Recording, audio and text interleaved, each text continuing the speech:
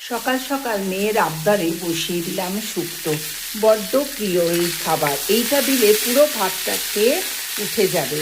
এত ভালোবাসে আমার হাতের শুক্তো, তাই জন্য সকালবেলা থেকে প্রস্তুতি নিতে আরম্ভ করে দিয়েছিলাম। আর এখানে দেখুন মশলাটা ভেজে রেখেছি, গরম আছে তো, তাই জন্য একটু পরে মিক্সিতে গুঁড়িয়ে নেবো। ডাঁটা এই যেটুকু যা ছিল, কাঁচকলা, বেগুন, এখানে অনেক সবজি মিসিং, কিন্তু যা ছিল তাই দিয়েই বানাবো।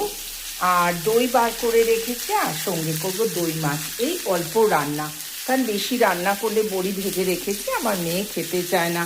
মা এই শুক্তো দিয়েই খাওয়া হয়ে যাবে, তাই জন্য আর বেশি খাটার দরকার নেই। দই মাছ আর শুক্তো করবো আজকে আমার লাঞ্চে। আর মাসি সব মেজে দিয়ে চলে গেছে। এই যে স্টিলের র্যাকটা ছিল, এইটা না আমার ভেতরে রাখা ছিল।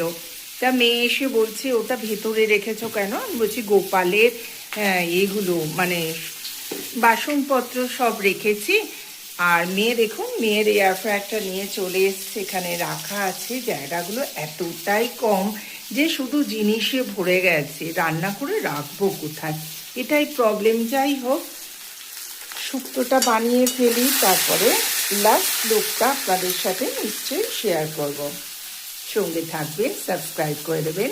কাবেরীর জীবন কথা, পাশে থাকার অনুরোধ রইল। সুস্থ থাকবে বন্ধু। তোমাদের সাথে কথা বলতে বলতে এরই মধ্যে দেখো আমি কাজ করি, আর গ্যাসটা একটু করে মুছিয়ে নিই, কারণ কাজ করতে তো নোংরা হয়ে যায়। কথা বলতে বলতে এর ভেতর দিয়ে দিলাম আদা কুড়ে, আর সবজিগুলো হালকা হালকা ভাজা হয়ে গেছে।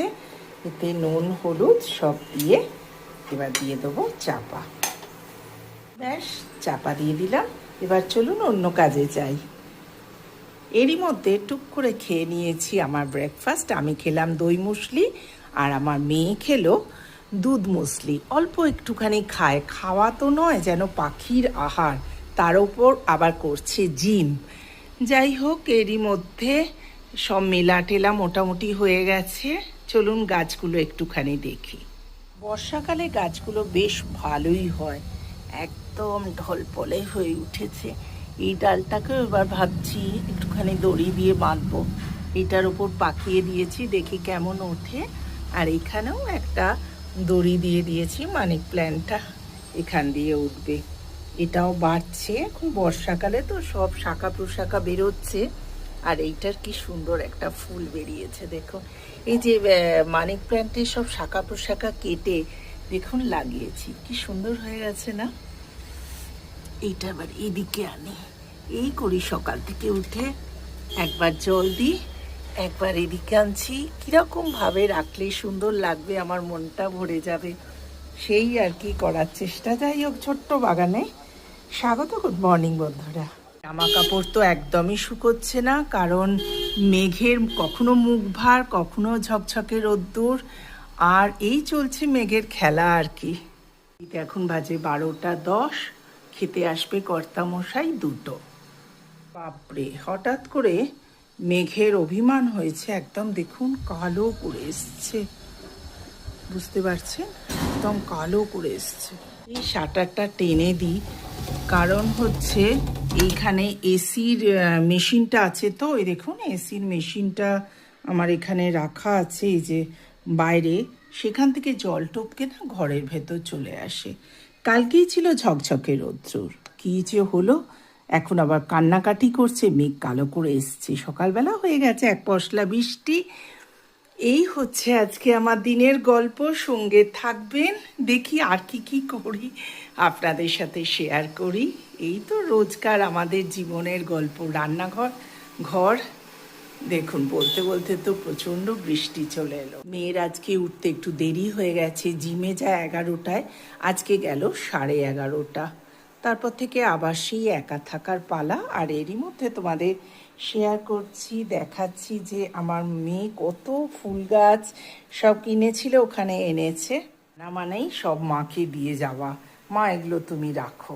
তো সাজিয়ে ফেললাম তাড়াতাড়ি করে ফুল গাছগুলো। দেখতে তো ভীষণ ভালো লাগছে, আর আমি তো ভালোই বাসি সাজাতে। টা অগোছালো হয়েছিল, একটু গুছিয়ে দিলাম। ওর ফার্নিচার কালকে আসবে, এরই মধ্যে যত ফ্রিজের সব চুপকে রাখা এইসব ম্যাগনেটগুলো ছিল সেগুলো সব এনে আমার ফ্রিজের মধ্যে আটকে দিয়েছে। সঙ্গে দিয়ে দিয়েছে এই যে টিস্যু পেপারের রোল। মা এইরকমভাবে ইউজ করবে। আজকালকার দিনে মেয়েরা তো বুঝতে পারছেন, কাপড় টাপড় ইউজ করবে না, এটা ছিঁড়বে, সব কিছু পরিষ্কার করবে। আমরা ঠিক আছে, তাই রেখে দে। এরই মধ্যে চাল ধুয়ে রেখে দিয়েছি। আর এখানে হচ্ছে রাজমা, রাত্রিরে রাজমা করব। রাজমা সেদ্ধ হতে চায় না, কি যে বিরক্তিকর এক জিনিস না। দেখা যাক, এবার বন্ধ করে দিই। মাঝে মাঝে বৃষ্টির দেখা মিললেও সেটা কিন্তু খুবই অল্প স্বল্প, আর তার জন্য প্রচণ্ড গরম হচ্ছে আর প্রচণ্ড ঘাম হচ্ছে। দেখুন, চুলে ক্লিপ আটকে রেখেছিলাম, এখন এই পাখা চালিয়ে এসে বসলাম আপনাদের সঙ্গে একটু কথা বলবার জন্য। তখন ভাবলাম যে চুলটা খুলে দিই, একটু পাখার তলায় বসি, আবার কাজে লেগে পড়ব। এবার একা থাকার পালা শেষ। অনেক দিনের তপস্যা বলতে পারেন আজকে আমার পূর্ণ হচ্ছে। এখন একটু ব্যস্ত থাকার পালা, কারণ ওই একা সময় কাটছে না এই ঘ্যানঘ্যানানিটা আপনাদের সঙ্গে আর শেয়ার করব না। কারণ সত্যি এখন আমি একটু ব্যস্ত হয়ে পড়েছি। মেয়ে আছে, বুঝতেই তো পারছেন। না, মেয়ে কোনো ডিস্টারবেন্স মেয়ের তরফ থেকে নেই, কিন্তু তবুও মেয়েকে খেতে দিতে হবে। কতদিন পরে মেয়েকে কাছে পেয়ে ওটা বানানো চেষ্টা করছি, তবে সেইভাবে এখনও করে উঠতে পারিনি। থাকবে অনেক দিন, সঙ্গে থাকুন। আর কিছু ব্যস্ত ব্লগের আপনারা সাক্ষী হন। সকালবেলা গালটা দেখছি বেশ চকচক করছে, কারণ কি বলুন তো, ঘামে। না মাখি পাউডার, না মাখি চুলে। আজ এখনও চিরুনি দিয়েছিলাম, কিন্তু সেটা বেশিক্ষণ টেকে না। একবার চুল খুলে আমার মেয়ে বলছে, মা তুমি সবসময় চুল খুলে কেন? আমি বলছি কি জানি, আমার ভীষণ গরম লাগছে। এই তো চুলের অবস্থা, একদম নেই বললেই চলে। চলুন দেখি এবার রান্নাঘরে কি হচ্ছে।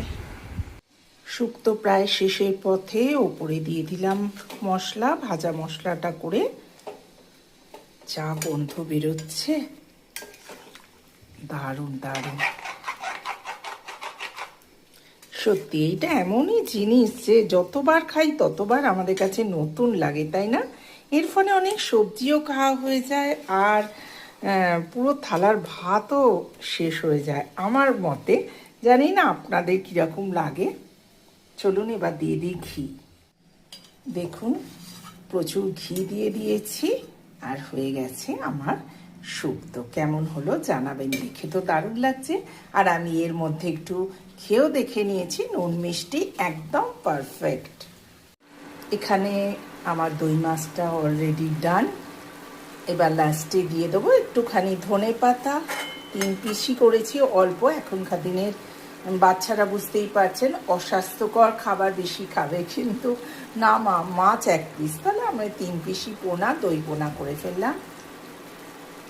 বৃষ্টিটাই মাত্র থামলো, আকাশটা মুখ গোমরা করে আছে। এই যে মেয়ে আসছে, জানলায় দাঁড়িয়েছিলাম, এই যে হাত নাড়ছে।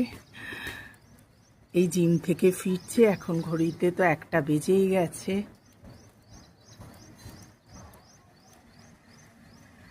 এই যে হাত নাড়ছে, জিম করে চলে এলো। চলে আয়। 5:30 বেজে গেল। গ্রিন টি দিয়ে গেলাম মেয়েকে, মেয়ে কাজে এখন ব্যস্ত। ডিনারের জন্য রাজমা রেডি হয়ে গেল, গরম গরম রুটিও হয়ে গেছে। আর রাজমাটা সকালে দেখালাম না, সেদ্ধ করে রেখেছি।